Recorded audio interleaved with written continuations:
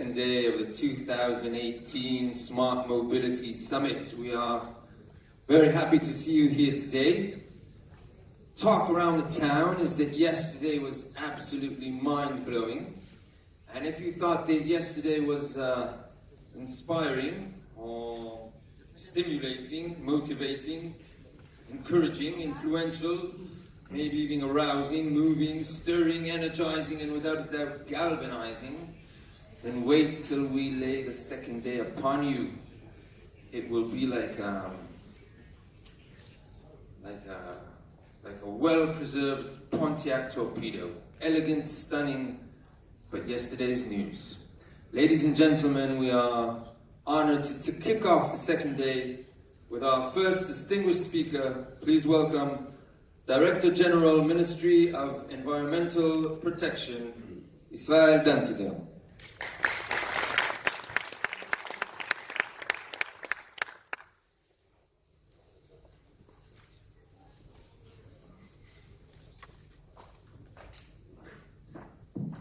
Well, a lot of expectations. I hope I'm going to be able to stand at this very high ref.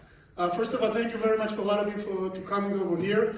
I believe what we're talking about in this convention yesterday, that by the way I heard was amazing, is the most, or one of the most important topics in humanity, in saving the planet that we live on.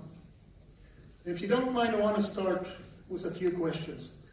Who in this audience arrived to this convention today with his own vehicle, transportation? Go ahead, folks, pick up your hands. Don't be shy. Who arrived to this convention with shared public transportation? Nice. Okay, I think the message is taken, so I can stop the conversation at this moment. But if you don't mind, I'm going to continue on. What do you think is the largest environmental challenge that we're tackling today, and not only in Israel, worldwide? Wow, you're sleeping. It's air pollution. I don't know if you know, air pollution is the leading environmental hazard or risk that is causing the most early mortality and illnesses across the globe. Just in the state of Israel, 2,100 people die an early death every single year, and 1,000 experience illnesses, blood, lung, cancer, heart, and so on, just from air pollution. Do the extrapolation to the world, and you get a humongous problem. Now, I want to go ahead and ask you, what is the key driver of air pollution? We just heard it's a very tough problem. It's influencing our health, our lives. What is the main driver of air pollution? Industry, electricity production from coal, transportation, fires in open spaces. What do you think? There you go, transportation. I wouldn't mention it if I wouldn't be in a convention of transportation. And what in transportation is driving the most air pollution? Buses, trucks, vehicles that run on diesel. Diesel vehicles are the main driver of air pollution. So bottom line, diesel transportation, polluting transportation is the biggest problem in air pollution and environmental issues that at the end of the day is causing people to die early, is causing people to experience very bad illnesses, and we need to remember that 80% of the air pollution is coming from the heavy-duty diesel transportation vehicles that we all use, business people use, etc., etc. So why is this air pollution so bad? We talked about health. In addition to that, I have to add traffic jams. You all think the traffic jams are bad because it influences your quality of life. You think that it's only bad because it influences the lack of productivity and efficiency in the state of Israel's economy that is very low. We all know that. It's low also because we spend a lot of time on the road, and we're losing time on the job and efficiency. But we have very clear evidence that traffic jams create heavy-duty air pollution. If you work or live by a road that has traffic jams, you're suffering from a higher level of air pollution. Because when a vehicle drives slow, stops, go ahead, stops, go ahead, stops, go ahead, that is influencing your health, that is influencing your kids' health, your grandchildren's health. That is something that is very bad. So when you look at this situation, you're seeing that a unique situation, economical drive, health issues from environment are colliding, are the exact same interests. Doesn't always happen. So that's the second thing. The third thing is greenhouse emission. Greenhouse emission that cause climate change are driven also by transportation emission. In Israel, it's second to production of electricity by coal. In the United States, it's first. The United States is a country that produces a lot of electricity from coal, very bad.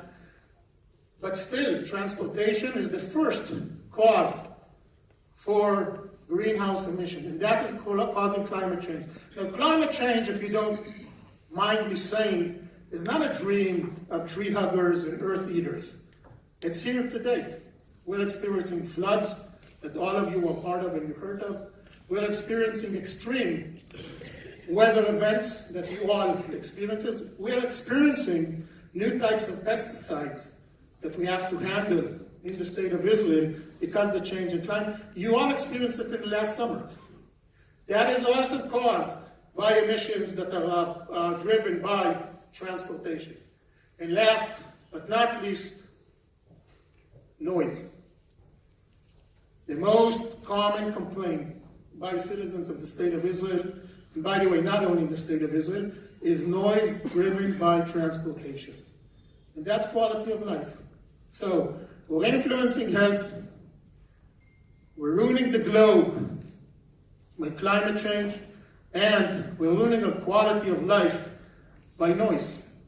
These are all significant issues, significant challenges that all of us in this room, and a lot of people that didn't wake up because it's a sabbatical today, and we need to tackle. Very, very important issue. So I'm happy to say that in the last few years, the Ministry of Environmental Protection revolutionized transportation in the state of Israel. 2 days from now, 1st of November, a law, an act, that bans the usage of heavy-duty diesel cars is coming into action.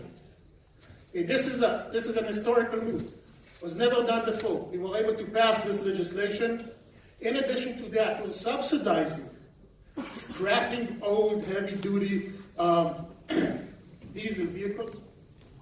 We are subsidizing the deployment of particle filters on these air-polluting vehicles. For the first time, we subsidized electrical buses that are already running in the state of Israel. The infrastructure for these buses, and we're continuing on and growing this amount. We subsidized shared electrical vehicles that are running already in Haifa, we're going to run in Netanya soon, and we're expanding this across the state of Israel. We subsidize activation of low-emission zones. Haifa already operating, bringing amazing results in reduction of black carbon and other pollutants from transportation. It's working. That means that cities in the state of Israel are not going to be allowed to be entered by polluting vehicles. Jerusalem is going to start very soon. Hopefully in this metropolitan, going to start very soon. These are all actions that are basically leading the state of Israel to have cleaner vehicles. Our Ministry of Energy already announced by the year 2030, no polluting vehicle is going to be allowed to be sold in the state of Israel. This is a greater revolution. But don't kid yourself, this is not enough. This is just the beginning. It's not even close to be enough. The next thing that we really need to focus on is transforming all of the transportation in the state of Israel. How do we move from one place to another? We need to reduce the amount of vehicles that we have on the road. If we do not reduce the amount of vehicles that we have on the road, air pollution is not going to be solved. Traffic jams and productivity of the economy is not going to be solved. We have to start influencing the amount of vehicles that we have on the road. And when you talk about that, that is a big revolution. It's an infrastructure revolution, vehicle revolution, management revolution. We need to move to shared public transportation. And that is something that was not there today. You just saw the hands that were raised as I started speaking.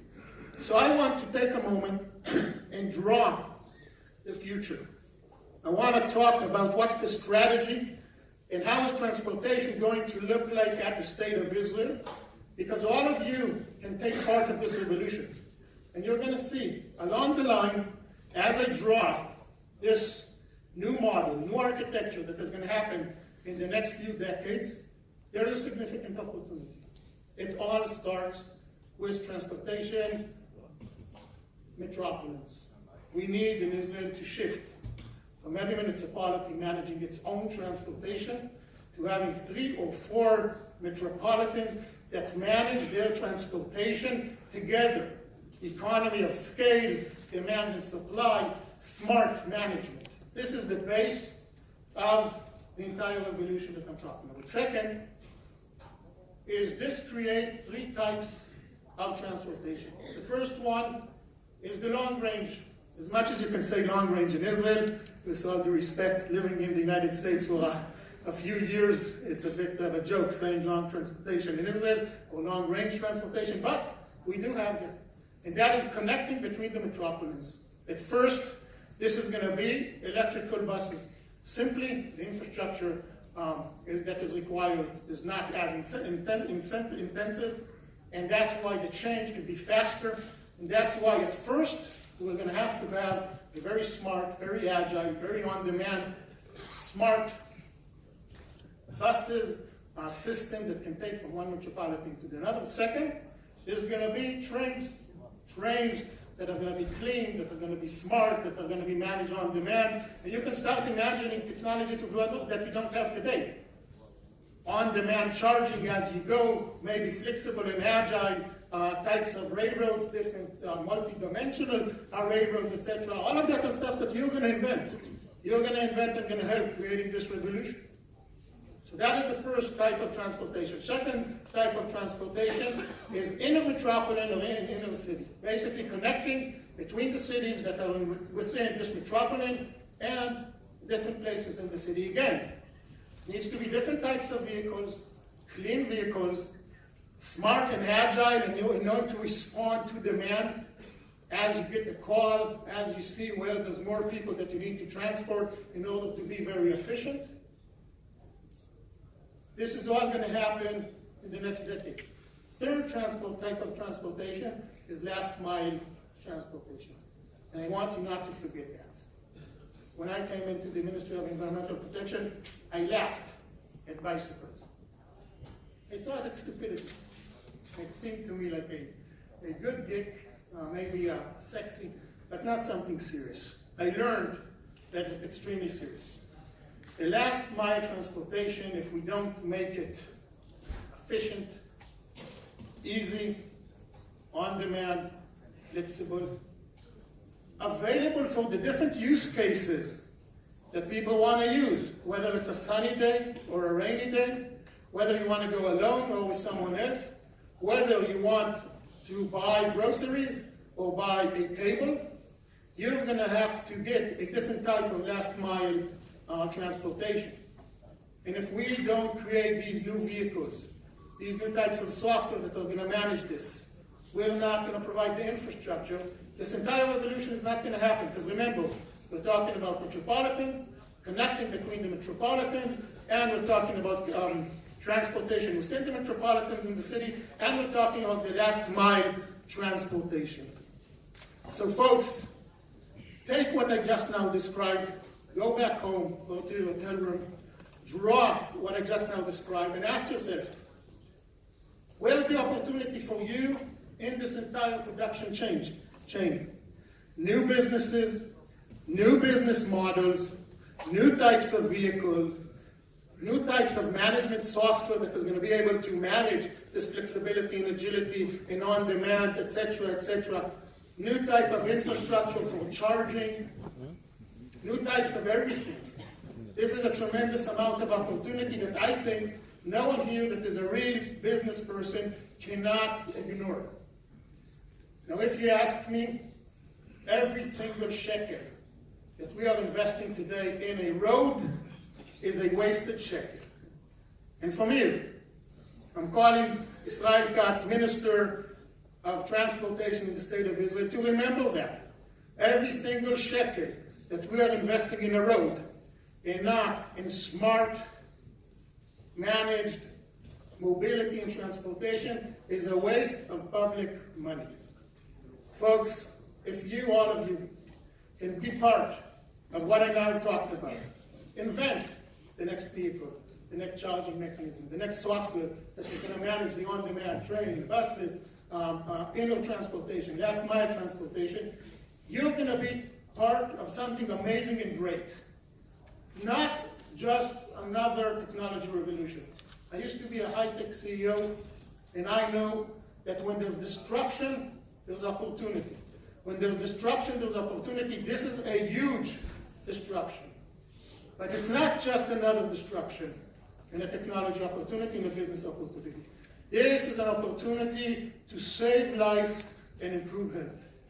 And in my perspective, there is nothing more important for any individual to be part of saving lives and improving health. So all of you, get out of these very comfortable chairs, go out there, think, how do you make this happen?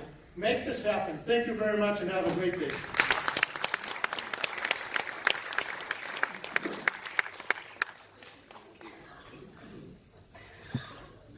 Well, you talked about business opportunities. As a wannabe entrepreneur,